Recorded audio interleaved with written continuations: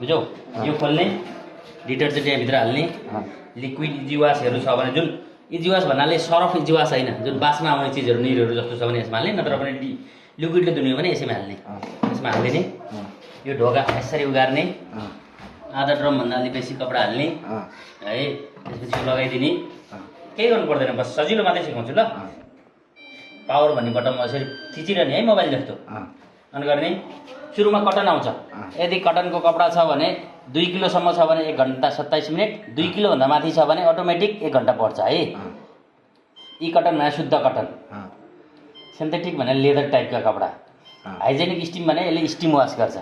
है अब हेर्नुहोस् अब तपाईँले बाहिर कपडा धुनुभयो सुकाउने र पखाल्ने मात्रै गर्नुहुन्छ भने रिन्स प्लस स्पिन है फेरि जानुहोस् यो तपाईँको ड्रम क्लिन भन्ने छ यो चाहिँ कस्तो हो भने प्रत्येक 60 वासपछि बनायो नर्मल्ली हेर्नु न 3 महिना जब मेसिन पुगो धोको आधा चम्चा सरफ भित्र हालिदिनु खाली मेसिन चलाइदिनुहोस् है यसले मेसिन भित्रको त्यो फोहोरहरू सबै निकाल्छ त्यसपछि आउनुहोस् यहाँ बेडिङ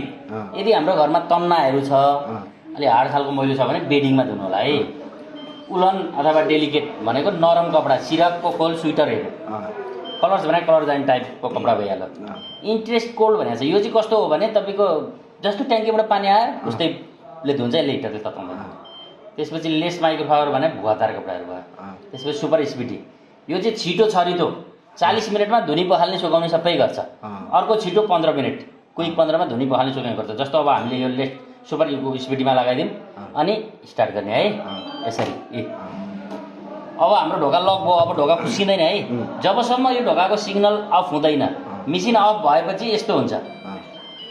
डिलिट यो ढोका लट्याक्क खुल्छ अनि ढोका उगार्ने है नत्र पनि उगारो भने ढोका भाँचिन्छ त्यो भएर लबुनु गर त नो नो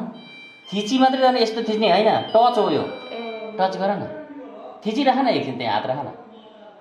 बस अब यो प्रोग्राम बटाएर नर्मली तपाईँहरूलाई सुपर स्पिड यहाँ चित्त बुझ्छ भने त्यसमा धुनुहोस् बुझेन भने सिधै बेडिङमा लानुहोस् त्यसमा धुनुहोस् है अनि स्टार्ट गरेर धुनु सक्यो अब मेसिनले धुने पखाल्ने सुकाउने सबै गर्छ मेसिन अफ भएपछि तपाईँको बजार दिन्छ ठ्याक्क मेसिन अफ हुन्छ ढोका उग्रिने ढोका क्राक्का गर्छ ढोका उगार्नुहोस् लगाएर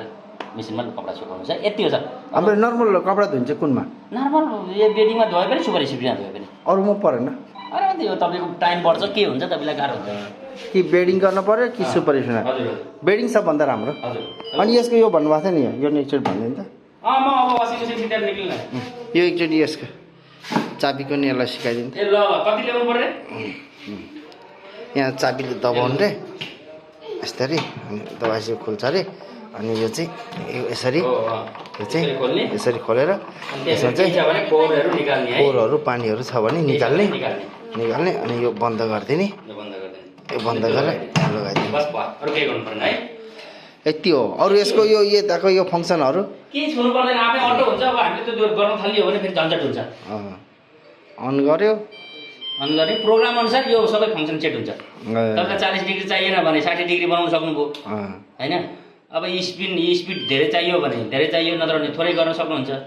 बन्द पनि गर्न सक्नुहुन्छ 400 स्पिड पनि गर्न सक्नुहुन्छ यो सबै झन्झट गर्नुभन्दा जे प्रोग्राम हो प्रोग्राम अनुसार उसले सिलेक्ट गर्छ होइन हाम्रो घरमा सबै चिजको कपडा एउटै हुँदैन हामी घरमा कटन पनि हुँदैन बेडिङ मात्रै पनि हुँदैन त्यो भएर हामीले गरेको त मिक्स हुन्छ नि त्यो भएर मिक्स गरेर चाहिँ हामीले मिक्स नै गर्नु पर्यो है यो बेडिङ र सुपर स्पिडमा गर्नुहोस् सुपर स्पिडमा चित्त बुझ्यो भने बेडिङ किन गर्नुहुन्छ सुपर स्पिडमा चित्त बुझेन भने बेडिङ गर्नु होला है हुन्छ ल धन्यवाद अनि सरफ चाहिँ दुईपट्टि जन हाल्ने सरफ चिया चम्चाले 4 चम्चा 3 चम्चादेखि 4 चम्चाबाट हाल्न पाइएन धेरै हालेर धेरै फिजाउनु भयो नि ठिक्क हाल्नु पर्यो है लिक्विड सरफ भयो नि यही हाल्नु पर्यो लिक्विड सरफ पनि निरहरू मात्रै निरहरू अथवा त्यो बास्ना आउने चिजहरू हुन्छ नि कपडाहरू त्यो चिजमा त्यो धोएर चाहिँ लास्टमा जाने खाले उसैले लान्छ लास्टमा हामीले लानु पर्दैन ल धन्यवाद अब त्यसलाई प्लग बनाएर त्यहाँ लानु होला है ल गाइस ल सिकिस्